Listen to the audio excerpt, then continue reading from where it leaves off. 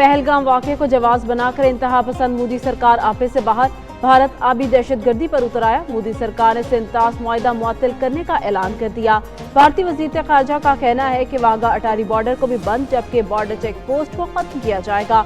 भारतीय वज़ीर आज़म नरेंद्र मोदी की ज़ेर सदारत काबीना इजलास के बाद तर्जुमान भारतीय वज़ारत ख़ारजा ने ब्रीफिंग दी।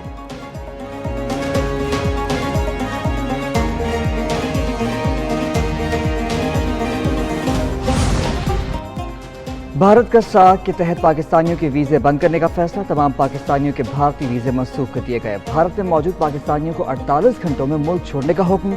पाकिस्तान में मौजूद भारतीय शहरी 1 मई तक अटारी चेक पोस्ट के रास्ते वापस आ सकते हैं।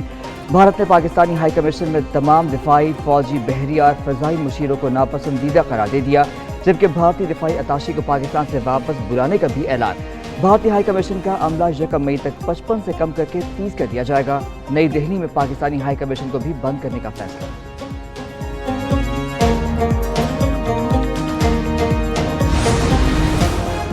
भारत की फॉल्स फ्लैग ऑपरेशन की आड़ में आबी जहरियत खुलकर सामने आ गई। सिंध-तास मुआहदा यकतरफा तौर पर खत्म कर दिया। ज़राए के मुताबिक भारत यकतरफा तौर पर यह मुआहदा मुअत्तल नहीं कर सकता। मुआहदे की शिक नंबर 12/4 के मुताबिक मुआहदा इस वक्त तक खत्म नहीं हो सकता जब तक दोनों मुल्क तहरीरी तौर पर मुत्तफिक न हो। ये मज़मूम हरकत 1960 के सिंध-तास की खुल्लम खुला खिलाफ वर्जी है। इस मुआहदे के ज़ामिन में आलमी बैंक भी शामिल है।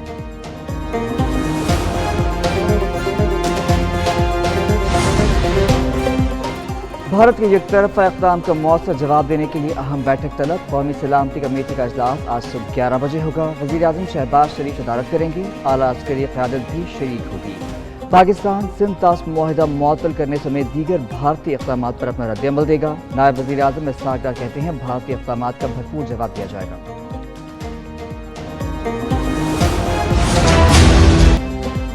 भारत की एक और भूंडी हरकत, मकबूजा कश्मीर में दहशतगर्द हमले का इल्जाम फौरन पाकिस्तान पर लगा दिया। बगैर सबूतों के पाकिस्तान पर इल्जाम लगाओ, सच छुपाओ और अपनी अवाम को बेवकूफ़ बनाओ। भारतीय मीडिया ने वतीरा बना लिया। भारतीय मीडिया का पाकिस्तान मुखालिफ प्रोपेगेंडे पर मबनी खेल एक बार फिर बेनकाब हो गया। हिंदुस्तान टाइम्स के मुताबिक पहलगाम हमला 3 बजे हुआ। राह से जुड़े सोशल मीडिया अकाउंट ने 3:05 पर पाकिस्तान पर इल्जाम लगा दिया। 30 मिनट बाद ट्वीट्स का आगाज भी हो गया।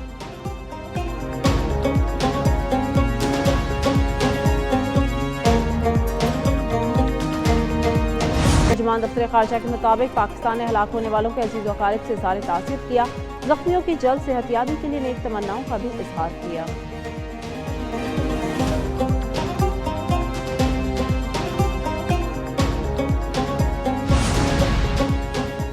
पहलगाम वाक़ा भारत की सोची समझी साजिश है।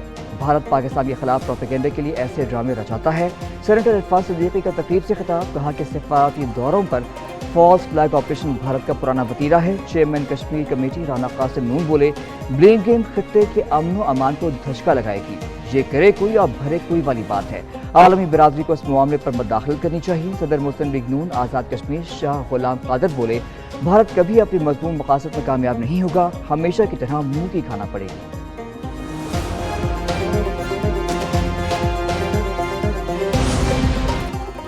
लाइन ऑफ कंट्रोल पर दरअंदाजी पर भारत का एक और झूठ बेनकाब।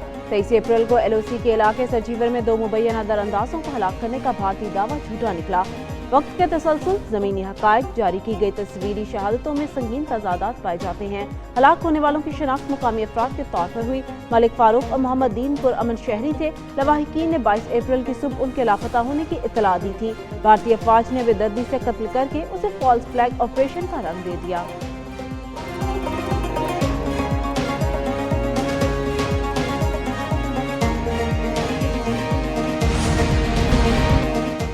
नहरें निकलने से सिंध के हिस्से के पानी में कोई कटौती नहीं होगी, विफाक ने सिंध हुकूमत पर वाज़ेह कर दिया।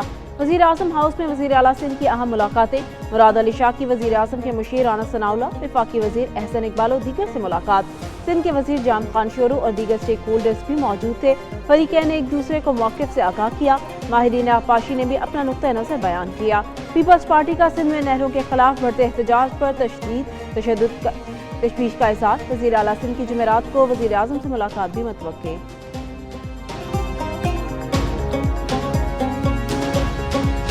हिस्टोरिकली ज़ियाउल हक के आप वारिस हो सकते हैं, आप पंजाब के वारिस नहीं हैं।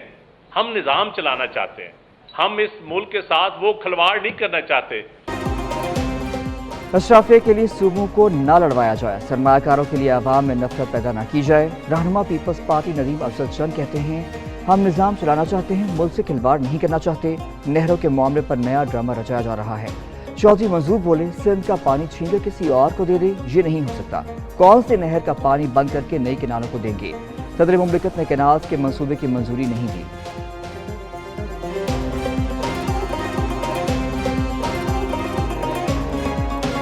اپنا دوسروں پہ پتھر مارنے سے پہلے اپنا گریبان جو ہے وہ ضرور دیکھ لینا چاہیے۔ اس کا بہت سخت جواب میرے پاس ہیں چند صاحب کو دینے کے لیے، لیکن میں اگلی دفعہ پہ اس کو رکھتی ہوں۔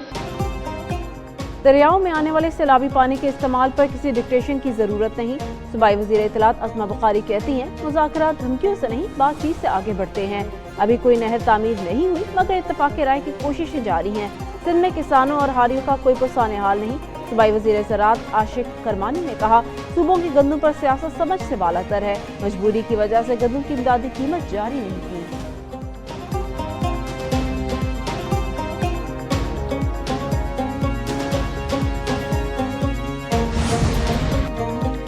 سکھر میں وکلاء کا متنازع نہروں کے خلاف دھرنا جاری ہے۔ وزیر اعظم نے بشیر میمن کی قیادت میں مذاکرات کے لیے کمیٹی تشکیل دے دی۔ دھرنے کے باعث بنو عاقل میں پیٹرول کا بحران پیدا ہو گیا۔ متعدد پیٹرول پمپس پر پیٹرول مکمل ختم، عوام شدید پریشانی میں مبتلا۔ کراچی میں خواتین وکلاء نے سندھ ہائی کورٹ سے کراچی پریس کلب تک ریلی نکالی۔ حیدرآباد میں ویٹرنری ڈاکٹرز بھی میدان میں نکل آئے۔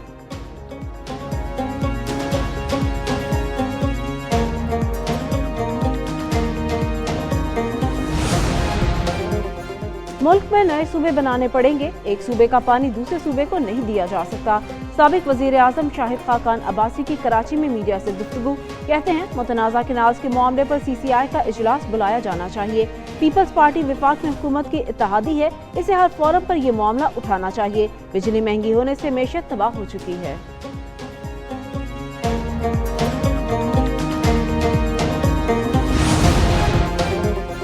جے یو آئی نے کے پی میں مائنز اینڈ منرلز بل کو مسترد کر دیا۔ بلوچستان میں معدنیات بل پر ووٹ دینے والی پارٹی ارکان کو نوٹس دینے کا اعلان۔ مولانا فضل الرحمان کہتے ہیں کہ اپوزیشن اتحاد کا حصہ نہیں بنیں گے، مستقبل میں ضرورت ہوئی تو اپوزیشن کے ساتھ شراکت داری پر پارٹی فیصلہ کرے گی۔ جے یو آئی کے پلیٹ فارم سے سیاسی جدوجہد جاری رکھیں گے۔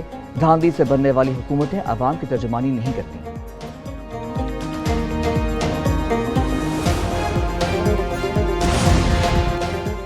ترکیہ میں زلزلے کے جھٹکے، مختلف شہر لرز اٹھے۔ ترکیہ کے زلزلہ پیما مرکز کے مطابق زلزلہ کی شدت 6.2 ریکارڈ کی گئی۔ زلزلے کا مرکز زیر زمین 6.9 کلومیٹر گہرائی میں تھا۔ زلزلے کا مرکز استنبول کے ضلع سلیوری کے قریب تھا۔ یونان، اٹلی، پرتگال اور فرانس میں بھی زلزلے کے جھٹکے۔ 41 گھنٹے کے دوران ترکیہ میں یہ 7واں زلزلہ ہے۔ زلزلے کے بعد سونامی کا کوئی خطرہ نہیں۔ وزیر اعظم شہباز شریف نے ترکیہ میں زلزلے پر تشویش کا اظہار کیا۔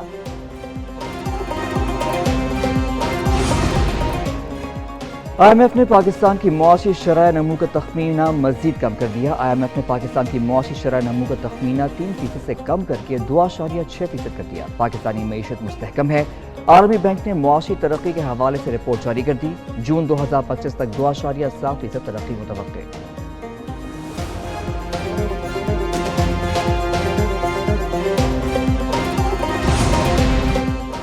شہری کو راستہ پوچھنے کے بہانے روکا اور جیب میں الیکٹرانک ڈیوائس ڈال دی۔ مزاحمت کی تو ہم بم سے اڑا دیں گے۔ لاہور میں ڈاکو نے لوٹ مار کا نیا طریقہ واردات اپنا لیا۔ پولیس کے مطابق متاثرہ شہری ڈاکوؤں کو خود گھر لایا، لوٹ مار بھی کروائی۔ واردات کے بعد ڈاکو کو خود واپس چھوڑنے گیا۔